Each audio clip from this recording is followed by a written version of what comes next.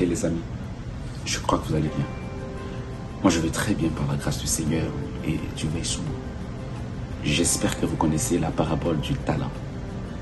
Jésus raconte l'histoire, cette parabole à ses serviteurs, à ses disciples. Il dit un homme devait voyager et cet homme a appelé à ses serviteurs. Il donna 5 talents à un, 2 à un autre, 1 au dernier. Celui qui avait reçu 5 alla les multiplier et gagna 5 autres. Celui qui avait reçu 2 a fait la même chose. Celui qui a reçu 1 talent s'est décidé de creuser derrière la maison et de garder parce qu'il se disait, mon maître est un monsieur qui ne joue pas avec son argent. Je refuse de perdre son argent. Alors je vais les garder très bien et les lui remettre. Et quand le maître est revenu, il a apporté le 1 talent au maître et on l'a traité de mauvais serviteur. J'aimerais que l'on sache que sur la terre, tout ce que nous recevons et que nous acceptons est un investissement de quelqu'un d'autre en nous.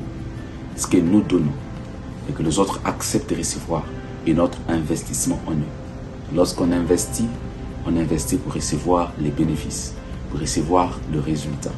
Tout ce que vous recevez, vous ne recevez pas pour garder.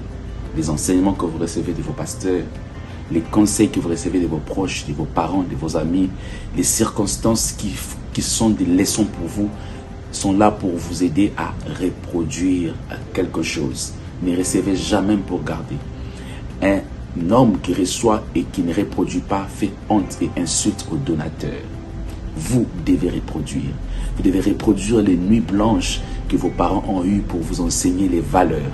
Vous devez reproduire les temps que les hommes, les encadreurs vous ont donné en vous enseignant les bases. Vous devez reproduire ce que les autres ont fait pour que vous soyez la personne que vous êtes aujourd'hui. Et vous devez prier que Dieu vous donne des personnes qui pourront reproduire ce que vous leur donnez. Jésus, sur la terre, a fait beaucoup de choses.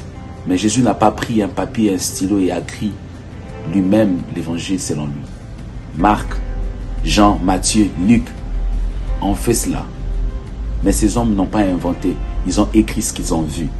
Ils ont reproduit ce qu'ils ont entendu. Ils ont reproduit ce qu'ils ont écouté. Ils étaient pour quelque chose. Quand vous écoutez, qu'est-ce que vous faites de ce que vous écoutez? Quand vous recevez, qu'est-ce que vous faites de ce que vous recevez? Il n'y a rien qui vient dans votre vie pour rien. Tout ce que vous recevez est pour vous permettre à reproduire quelque chose.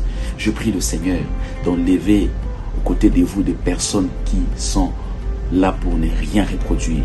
Des gens qui ne vous apportent rien, qui reçoivent pour ne rien reproduire. Je prie le Seigneur de vous donner des hommes et des femmes qui vous reproduiront. Même quand vous ne serez pas là.